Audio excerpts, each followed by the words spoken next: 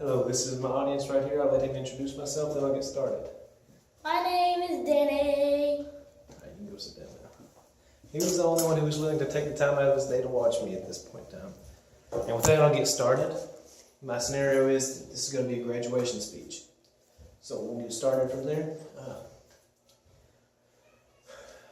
My fellow graduates, we're about to take one of the biggest steps of our lives in just a few moments. We're going to go out, leave this building for the last time as students, and enter the real world, traveling from yet another part of our life into the next.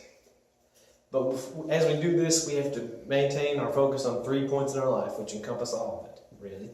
The past, the present, and the future. We do this in order to make the best life for ourselves possible.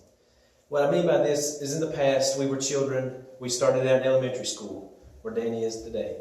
We didn't have any preconceived notions of what it was to be good. There was no social groups that you paid attention to. You were friends with who you were around and you loved everybody. And your consequences only lasted until the next day.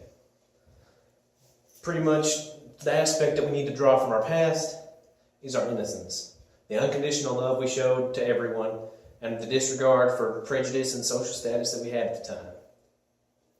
Now on to the present. Some of us right now, we don't view the now as a very fun part of our life. And we should use that as a drive to make tomorrow better.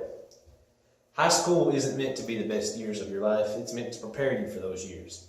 If you're having so much fun in high school that you're not ready for moving past it, then you're not going to have a very fun life at all. But if you can put the work in now and work hard and then not enjoying it's all right, but that can't be your main focus. You put the work in now. You do what you need to, and you'll be better for it. You need to develop a good work ethic, and that's what you need to draw from now, the desire to be better than what you are.